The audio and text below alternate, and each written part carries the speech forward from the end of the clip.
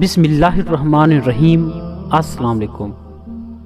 کوئی بندہ جب اللہ تعالیٰ سے غافل ہوتا ہے یا کوئی گناہ کرتا ہے تو اس پر بہت سی مصیبتیں آتی ہیں، مگر ان مصیبتوں میں سے 8 مصائب بہت خطرناک ہیں۔ یہ 8 مصیبتیں انسان کی زندگی برباد کر دیتی ہیں اور اس کی آخرت کو بھی خطرے میں ڈال دیتی ہیں۔ اس لیے ہمیں سکھایا گیا کہ ہر دن صبح اور شام ان 8 مصیبتوں سے بچنے کی دعا مانگا کریں۔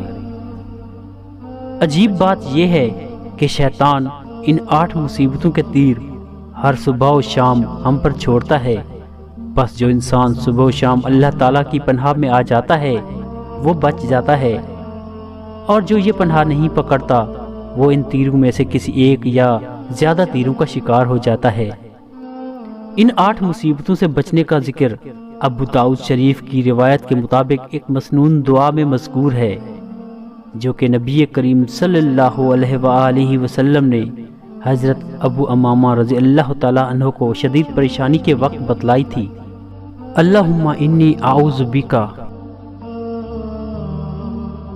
واعوذ بکا من العجز والکسل واعوذ بکا من الجبن والبخل واعوذ بکا من غلبۃ الدین وقہر الرجال۔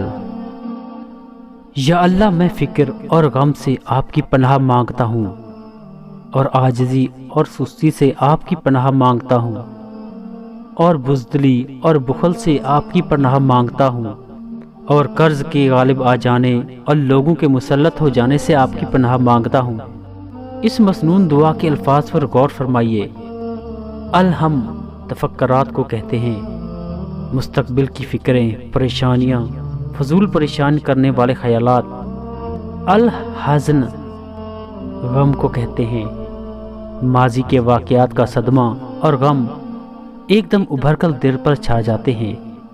حالانکہ حدیث شریف میں آیا ہے، حضرت جابر بن عبداللہ رضی اللہ تعالی عنہ سے روایت ہے کہ رسول اللہ صلی اللہ علیہ وآلہ وسلم نے فرمایا، کوئی بندہ اس وقت تک مومن نہیں ہو سکتا جب تک اچھی اور بری تقدیر پر ایمان نہ لائے، یہاں تک کہ وہ جان لے کہ جو چیز اسے ملنے والی تھی وہ اسے ہی ملی، کسی اور کے پاس نہیں جا سکتی تھی، اور جو چیز اسے نہیں ملنی وہ کسی صورت اسے نہیں مل سکتی۔ یعنی جو نعمت مل گئی وہ ملنا ہی تھی، اس سے زیادہ نہیں مل سکتی تھی۔ جو تکلیف آئی وہ آنی ہی تھی، اس سے بچا نہیں جا سکتا تھا، اور جو کچھ نہیں ملا وہ نہیں ملنا، خواہ میں کچھ بھی کر لیتا۔ مطلب یہ کہ اللہ کی تقدیر پر ایمان، اللہ تعالیٰ کی تقدیر پر راضی ہونا، یہ غم کا علاج ہے، اور اسی بات سے اپنے آپ کو تسلی دیتا یہی اصل ایمان کی نشانی ہے۔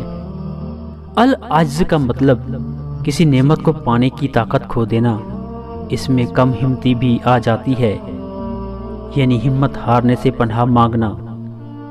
الکسل سستی، یعنی انسان کے ارادے کا کمزور ہو جانا کہ میں نہیں کر سکتا یا میں نہیں کرتا۔ سستی سے بڑھ کر کوئی بھی خطرناک چیز نہیں جو انسان کی دنیا اور آخرت کو تباہ کر دے۔ اس کا واحد علاج اللہ تعالیٰ سے مدد مانگنا اور چستی اور عزم و ہمت پیدا کرنا ہے۔ الجبن بزدلی، موت کا ڈر کہ دینی خدمت میں بہادری نہ دکھائی، بس ہر وقت ڈر سا لگے اور دین کی خدمت پیچھے ہی رہے۔ البخل مال کے بارے میں کنجوسی کرنا، مال سے فائدہ نہ اٹھانا، مال جمع کرنے اور گننے کی حرص میں مبتلا ہو کر مال کا نوکر اور ملازم بن جانا، اور مال کے شرعی اور اخلاقی حقوق ادا نہ کرنا۔ غلبۃ الدین قرضے کا بری طرح مسلط ہو جانا، فضول قرضے لینے کی عادت پڑ جانا، قرضوں کے بوجھ تلے دب جانا۔ قہر الرجال لوگوں کے ہاتھوں ذلیل، رسوا، مغلوب اور مقہور ہونا۔